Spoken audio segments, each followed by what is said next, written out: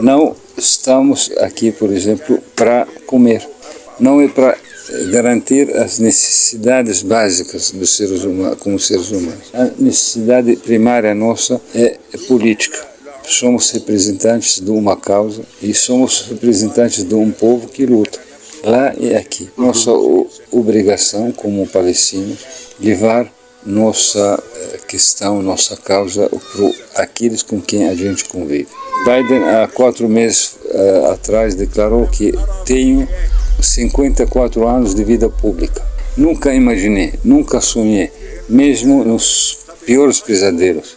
Nos Estados Unidos, se você andar nos Estados Unidos inteiro, nunca encontrava uma bandeira palestina.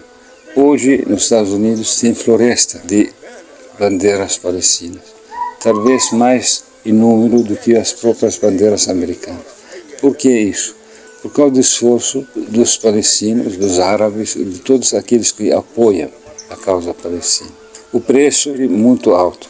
Nossos filhos, nossas mulheres, nossas esposas, nossos pais, nossas casas, a gente perdeu muito, um preço muito alto, mas a mudança no mundo vai diminuindo nosso sentimento de dor e desespero. Apesar de tudo que estamos passando, há esperança. E nosso sonho não ficar em qualquer lugar fora da Palestina, mas ficar na Palestina.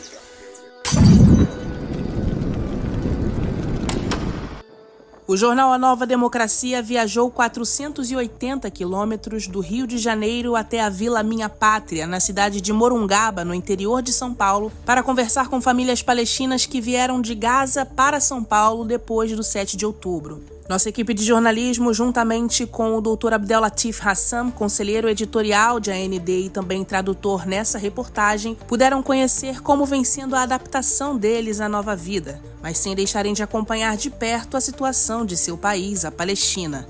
Eles contaram ao jornal A Nova Democracia como foi o 7 de outubro e como veem o desenvolvimento da resistência nacional. O que aconteceu em 7 de outubro foi um ganho estratégico em vários sentidos para os palestinos. Primeiro, devolveu a causa palestina para seu devido lugar, que é uma causa de libertação nacional e a única solução, enfrentamento do projeto sionista. Segundo, mostrou envolvimento de várias forças da resistência ao redor da Palestina, principalmente Líbano, Iraque e Iêmen. Talvez essa vez não é suficiente para derrotar o projeto sionista, mas tudo isso mostrou o único caminho para a derrota absoluta de Israel.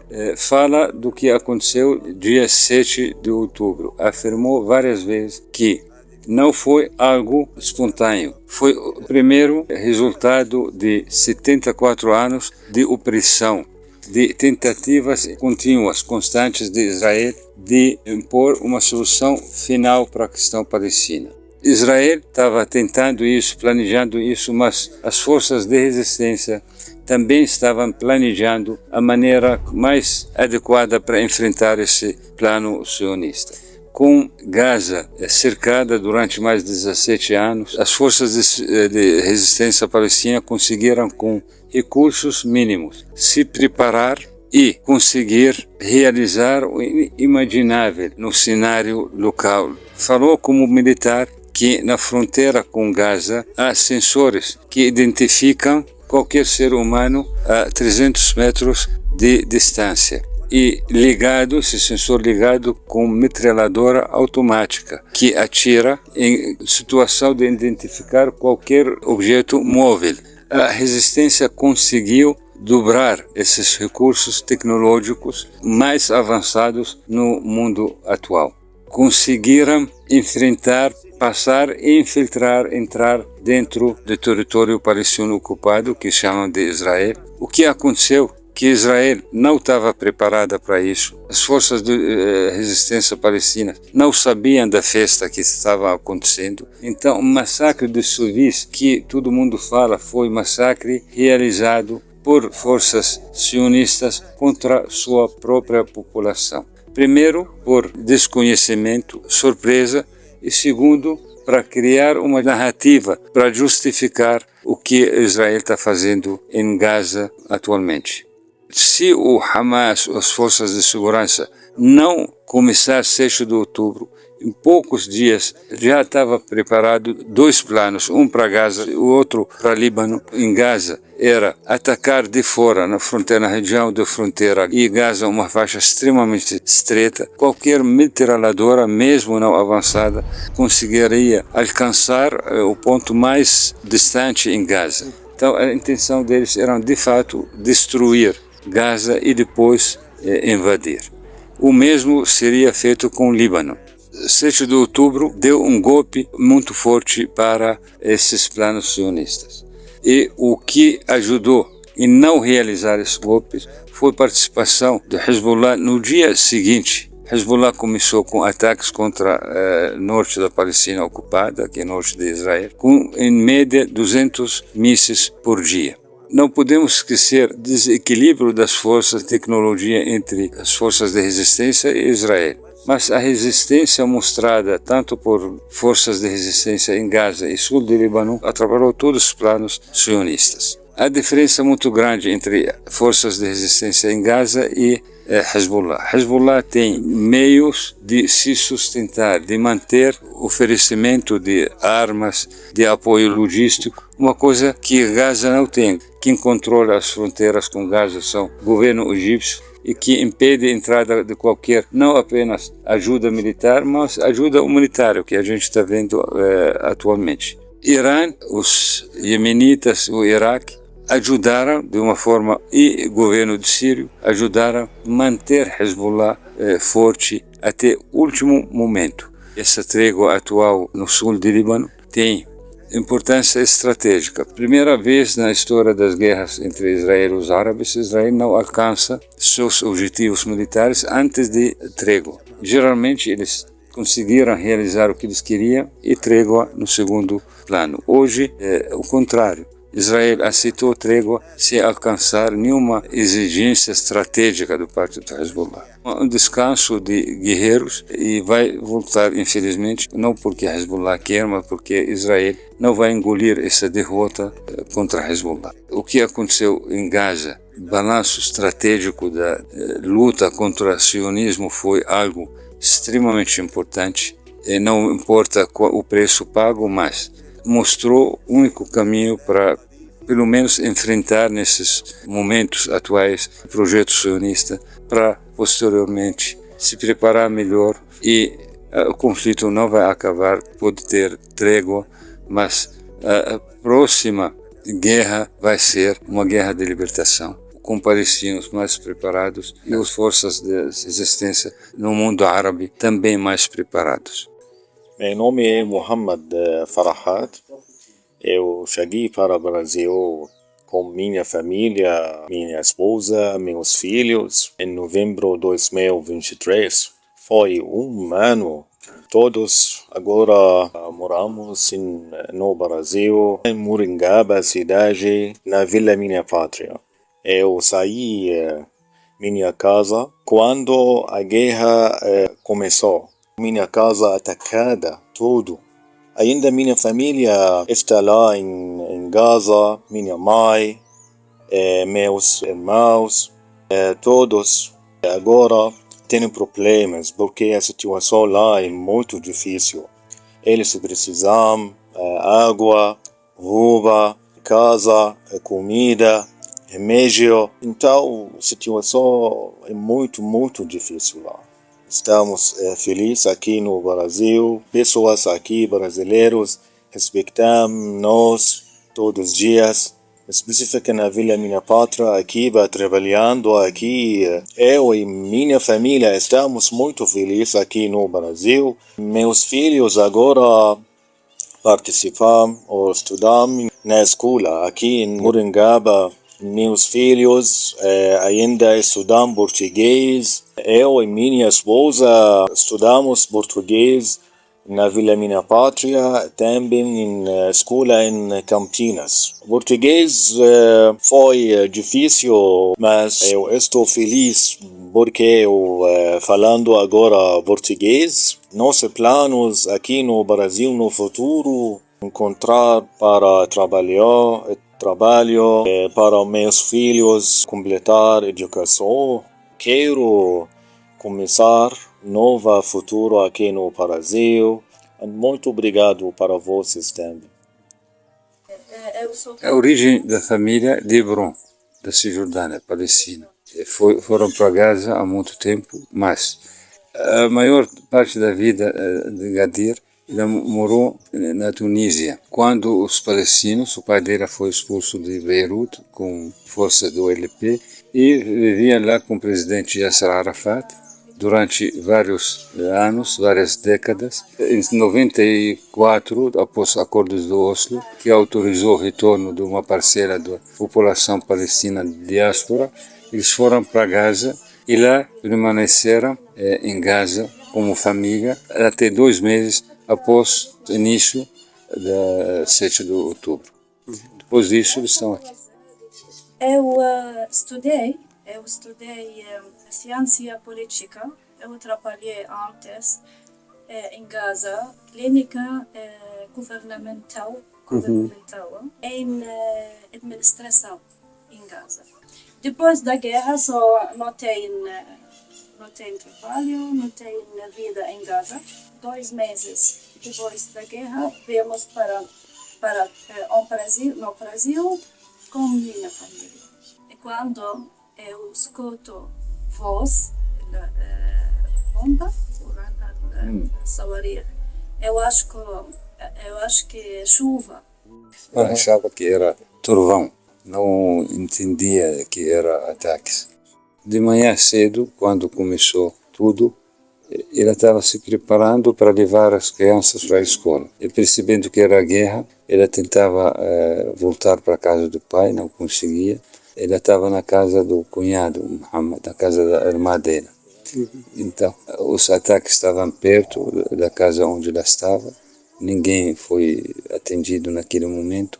No dia seguinte, o Muhammad, o cunhado, conseguiu levá-la para a casa do pai num carro da ONU. Logo que a guerra começou, a embaixada brasileira em Ramallah entrou em contato com representantes da comunidade palestina de origem brasileira para inicialmente garantir transferência deles para um lugar seguro. De fato, depois de uma semana, foram levados para uma escola de freiras. Em Gaza, lá ficaram alguns dias, percebendo o governo e embaixada que a situação não iria melhorar e os ataques contra Gaza, ele estava na cidade de Gaza, começaram esforço para levá-los de Gaza, da cidade de Gaza, para o sul, extremo sul.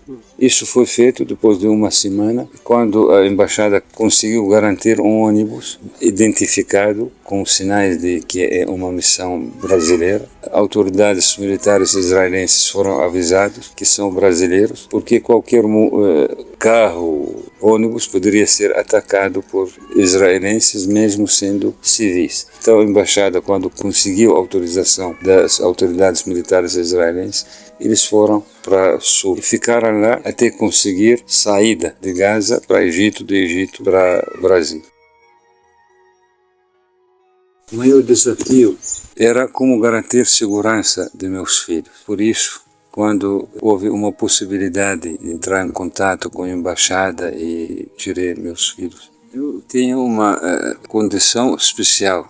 Meu marido, o pai dos meus filhos, morreu há 5 anos e não deixou nada para a sobrevivência de meus filhos. A luta diária minha era garantir a sobrevivência de meus filhos.